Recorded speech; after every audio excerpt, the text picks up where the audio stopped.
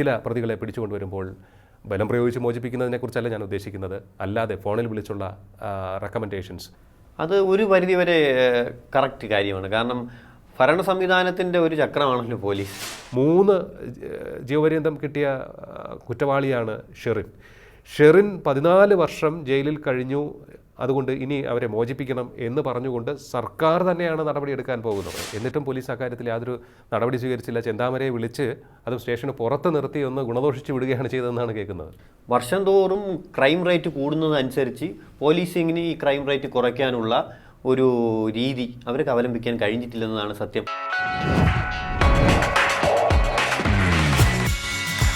നമസ്കാരം, ടോക്കിംഗ് പോയിന്റിലേക്ക് സ്വാഗതം. കേരളത്തിൽ എന്താണ് നടക്കുന്നത്? ഓരോ സാധാരണക്കാരനും ചോദിക്കുന്ന ചോദ്യം ഇതാണ്. എന്തുകൊണ്ടെന്നാൽ ഓരോ ദിവസവും പുലരുമ്പോൾ ഇന്ന് ഏത് കൊലപാതക വാർത്തയാണ് നമ്മൾ കേൾക്കാൻ പോകുന്നത് എന്ന ചിന്തയോടുകൂടിയാണ് ഓരോരുത്തരും ഉണരുന്നത്.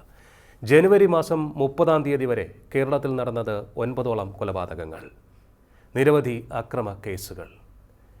കഴിഞ്ഞ വർഷം മാത്രം കേരളത്തിൽ കൊല്ലപ്പെട്ടത് 22 കുഞ്ഞുങ്ങളാണ്.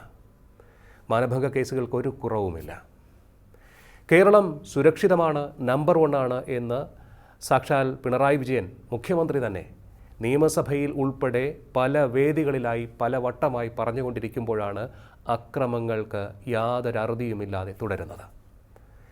എന്തുകൊണ്ടിത് സംഭവിക്കുന്നു? ക്രൈം റേറ്റ് ഉയരുവാനുള്ള കാരണമെന്ത്? ഇതിനെ നേരിടുന്നതിൽ പോലീസ് പരാജയമോ അതോ രാഷ്ട്രീയക്കാരുടെ കുടപിടിക്കലാണോ ഇതിനൊക്കെ കാരണം? പരിശോധിക്കാൻ നമുക്ക്. കേരള കൗമുദി റിപ്പോർട്ടർ ഗോകുൽ കൃഷ്ണയാണ് നമ്മോടൊപ്പം ചേരുന്നത്. നമസ്കാരം ഗോകുൽ, ടോക്കിംഗ് പോയിന്റിലേക്ക് സ്വാഗതം. ഗോകുൽ, കേരളം കുറ്റകൃത്യങ്ങളുടെ നാടായി മാറുകയാണോ? എന്താണ് കാണാൻ കഴിയുന്നത് ഓരോ ദിവസവും?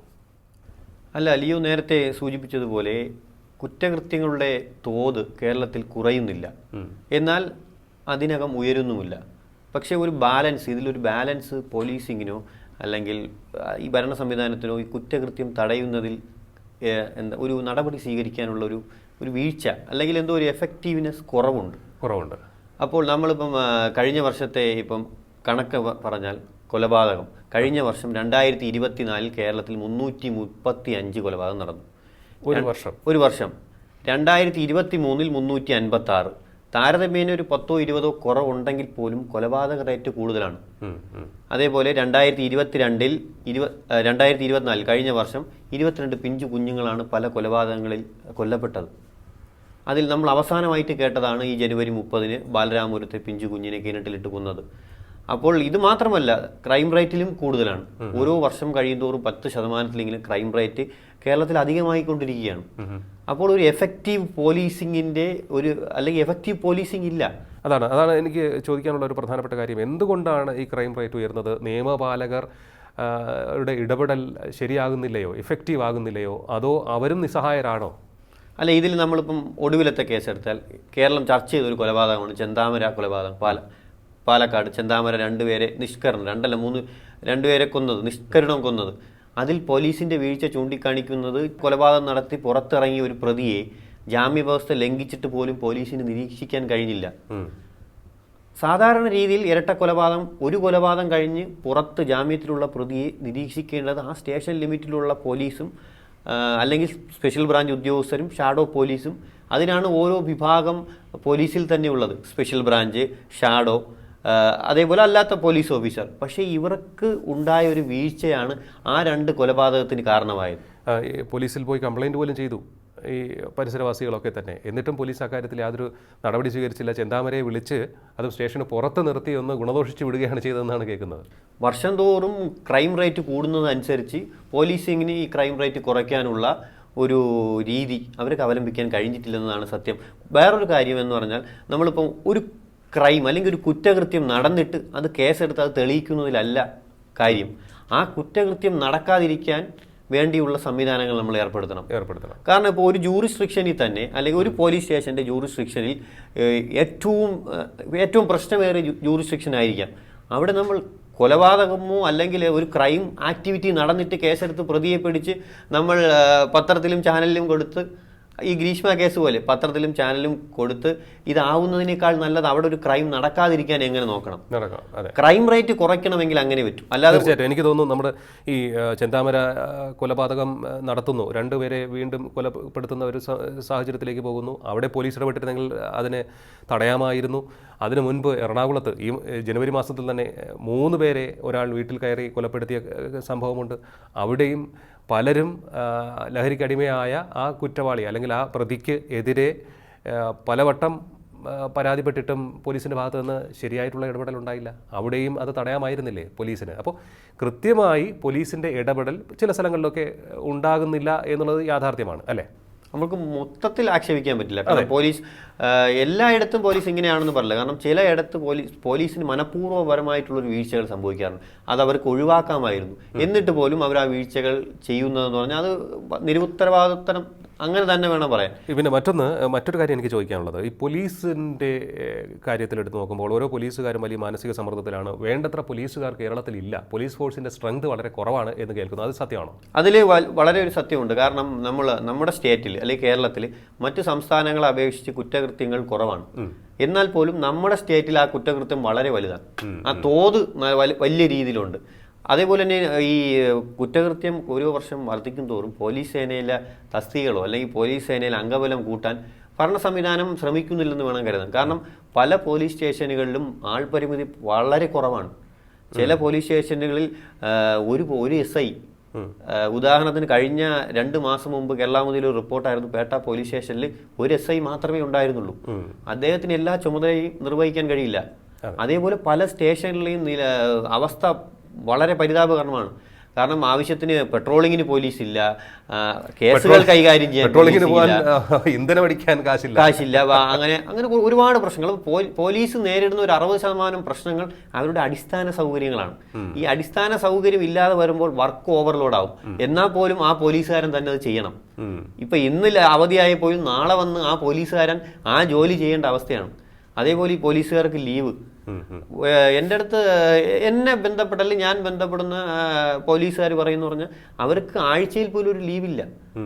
ഞായറാഴ്ച പോലും വർക്ക് ചെയ്തുകൊണ്ടിരിക്കുകയാണ്. കാരണം അവരിങ്ങനെ എണ്ണയിട്ട യന്ത്രം കണക്ക് വർക്ക് ചെയ്തുകൊണ്ടിരിക്കുമ്പോൾ ചില സ്ഥലത്ത് വീഴ്ച വരും. പക്ഷെ അത് വലിയ രീതിയിൽ എക്സാഗ്രേറ്റ് ചെയ്ത് വരുന്നതുണ്ട്.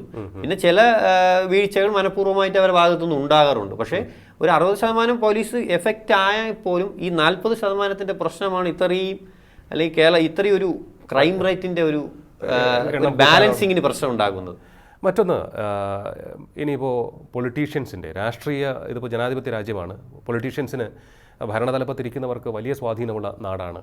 ഇവിടെ പൊളിറ്റീഷ്യൻസിൻ്റെ ഇടപെടലും പലപ്പോഴും പരാമർശ വിധേയമാകാറുണ്ട്.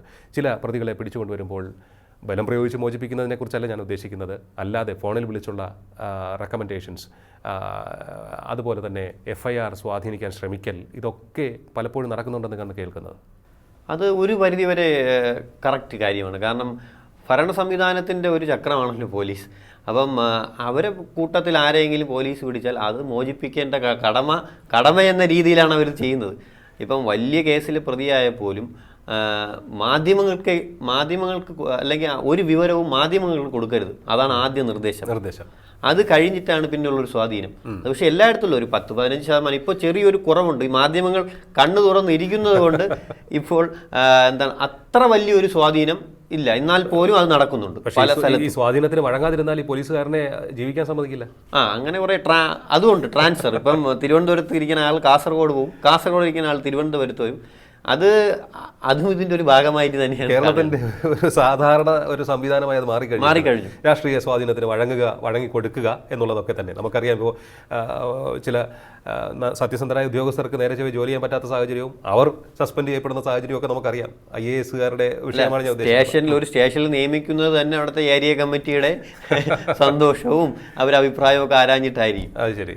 അപ്പോൾ അങ്ങനെ ഒരു സാഹചര്യമുണ്ട്. ഞാൻ പാർട്ടിക്കാർ പോലീസിന് മുകളിൽ വളർന്നാൽ ഇവിടെ നീതി നടപ്പാവില്ല. അവരും പാർട്ടി എന്ന് പറഞ്ഞാൽ ഏത് പാർട്ടിയായാലും അവരും നമ്മുടെ ജനാധിപത്യ അല്ലെങ്കിൽ സമൂഹത്തിലുള്ളതാണ്. നമ്മളെല്ലാവരും ഒരുമിച്ച് നിന്നാലേ അതിൽ നമുക്കും പങ്കുണ്ട്. പോലീസ് മാത്രം വിചാരിച്ചാൽ ക്രൈം റേറ്റ് കുറയ്ക്കാൻ പറ്റില്ല, പൊതുജനങ്ങളും വിചാരിക്കണം. പോലീസിന് എല്ലായിടത്തും ഓടിയെത്തി ക്രൈം തടയാൻ കഴിയില്ല. അപ്പോൾ പൊതുജനങ്ങളും അല്ലെങ്കിൽ നമ്മൾ എല്ലാവരും സഹകരിച്ചാലേ നടക്കും. പക്ഷെ എഫക്റ്റീവായി പോലീസിങ്ങും വേണം. ഒരു പോലീസ് സ്റ്റേഷനിൽ നടക്കേണ്ട പെട്രോളിങ്ങും പരിശോധനയും പിന്നെ അവിടെ ആ ജൂറിസ്ഡിക്ഷനിലുള്ള പ്രതികളുടെ നിരീക്ഷണം, അവിടെയുള്ള ക്രൈം റേറ്റ് അനാലിസിസ് ഒരു മാസം, ഇതൊക്കെ കറക്റ്റ് ചെയ്താലേ നമ്മൾ ആ ഒരു ജൂറിസ്ഡിക്ഷൻ നന്നാകുമ്പോൾ ചിലപ്പോൾ അടുത്ത ജൂറിസ്ഡിക്ഷൻ നന്നാവും. വെറുതെ ഈ ഫൈനും പെറ്റിയിലും മാത്രം നമ്മൾ ഫോക്കസ് ചെയ്യാതെ അല്ലെങ്കിൽ ഖജനാവ് നിറയ്ക്കാതെ ജനങ്ങൾക്ക് സുരക്ഷിതമായി താമസിക്കാൻ കഴിയണം.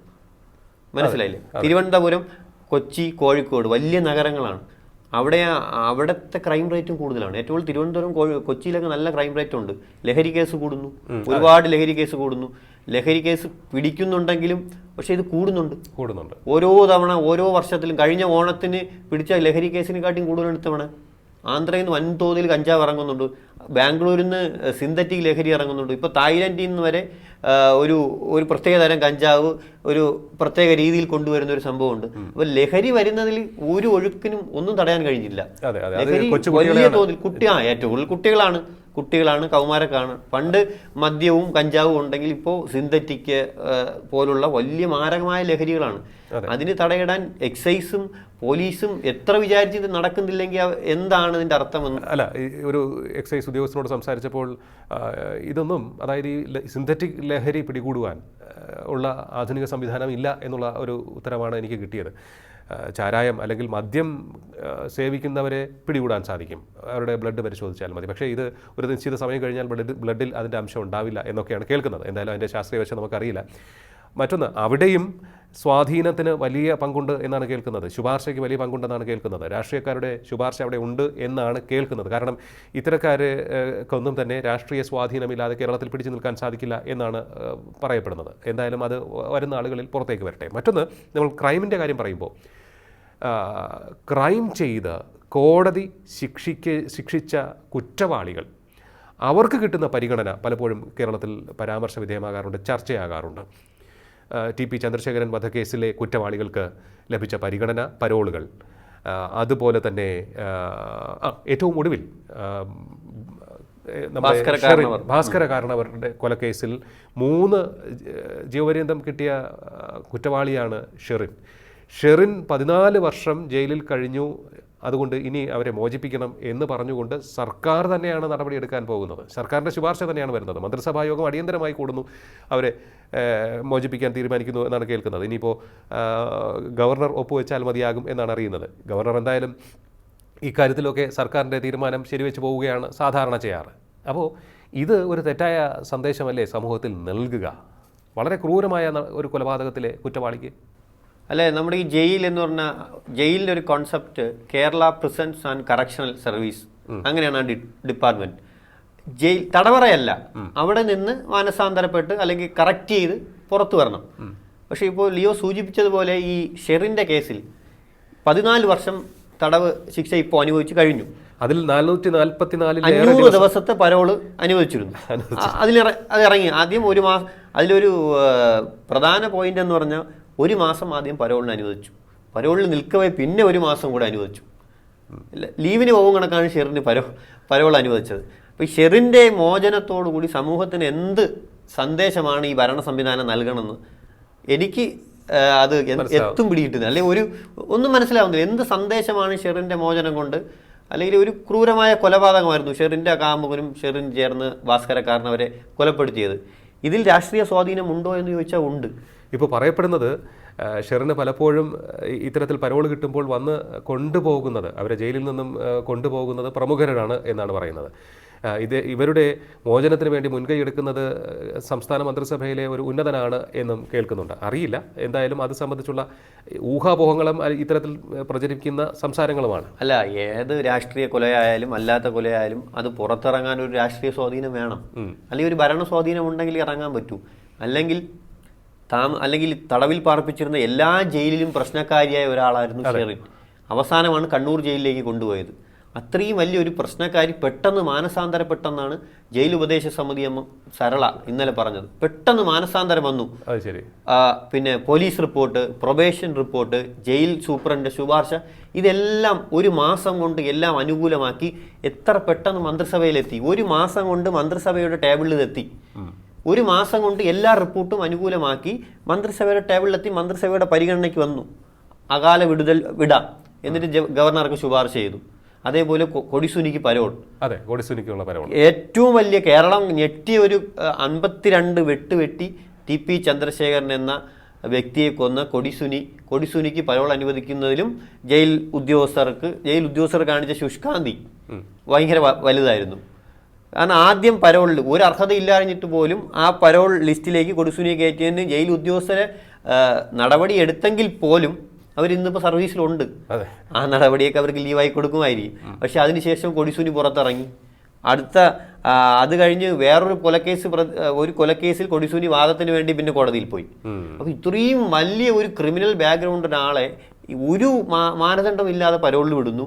അതേപോലെ വലിയൊരു ക്രിമിനൽ അല്ലെങ്കിൽ ഒരു കൊലപാതകം ചെയ്തിട്ട് ഒരു 14 വർഷം ശിക്ഷ അനുഭവിച്ചു, മതി, മാനസാന്തരം വന്നു, വിട്ടയക്കാം, ജയിലിലെ സ്ഥിരം പ്രശ്നക്കാരി. അപ്പം ഇതെന്ത് സന്ദേശമാണ് ഭരണ സംവിധാനം തന്നെയായിരിക്കും. ഗ്രീഷ്മ പോലും കഷായം കൊടുത്ത് കാമുകനെ കൊലപ്പെടുത്തിയ കേസിലെ കുറ്റവാളി കോടതി ശിക്ഷിച്ചു. കുറ്റവാളിയായ ഗ്രീഷ്മ പോലും പറഞ്ഞത്, ശിക്ഷിക്കപ്പെടുന്നതിന് മുൻപ് പറഞ്ഞത്, കൂടിപ്പോയാൽ ഒരു ജീവപര്യന്തം കിട്ടുമായിരിക്കും, 18 വയസ്സിൽ ഞാൻ പിന്നീട് ഞാൻ ജീവിച്ചോളാം എന്ന്. അത്രയേറെ കുറ്റവാളികൾക്ക് ആത്മവിശ്വാസം നൽകുന്ന ഒരു സംവിധാനമാണോ കേരളത്തിൽ നിലനിൽക്കുന്നത് എന്നുള്ളതാണ് ഏറ്റവും ആശങ്കപ്പെടുത്തുന്ന കാര്യം, ഏറ്റവും ദുഃഖിപ്പിക്കുന്ന കാര്യം. അതെ, അല്ല, കേരളം ആശങ്കയാണ്. കാരണം നമ്മളെ പോലൊരു സാധാരണ പൗരൻ ഇവിടെ ജീവിക്കുമ്പോൾ ഒരു ആശങ്കയാണ്. കാരണം നാളെ എന്താണ് സംഭവിക്കുന്നത് നമുക്ക് അറിയാൻ സാധിക്കില്ല. കാരണം നമ്മൾ ഓരോ ദിവസം കേൾക്കുന്ന വാർത്തകൾ അങ്ങനെയാണ്. കാരണം ഒരു ബന്ധമില്ലാത്ത കൊലപാതകങ്ങൾ, അവർ പ്രതീക്ഷിക്കാതെ, ഇപ്പോൾ ചെന്താമര കേസിൽ തന്നെ അവർ പ്രതീക്ഷിച്ചില്ല അവർ മരിക്കുന്നു. ഒരു കാരണമില്ലാതെ ഇങ്ങനെ കൊലപാതകങ്ങൾ നടക്കുന്നു പല സ്ഥലത്തും, ഒരു കാരണമില്ലാതെ. പ്രധാന ലഹരി തന്നെയാണ്. ലഹരി കേസുകൾ 2023 ഈ 3 വർഷം താരതമ്യം ചെയ്ത് നോക്കണമെങ്കിൽ 2023 ഏറ്റവും കൂടുതൽ ലഹരി കേസ്, 30,000-ലധികം ഒരു വർഷം. 2024 അല്പം ഒരു 2000 കുറഞ്ഞിട്ടേ ഉള്ളൂ. ഇപ്പോഴും ലഹരി കേസിന്റെ വർധനയുണ്ട്. അപ്പോൾ കേരളത്തിന്റെ സ്ഥിതി ആശങ്കാജനകമാണെന്ന് എന്നെ പറയേണ്ടതാണ്. ഇപ്പോൾ മുഖ്യമന്ത്രി നിയമസഭയിൽ പോലീസിങ് എഫക്റ്റീവ് ആണെന്ന് പറയുമ്പോഴും ഈ കൊലപാതകത്തിന്റെ റേറ്റ് കൂടിക്കൊണ്ടിരിക്കുകയാണ്.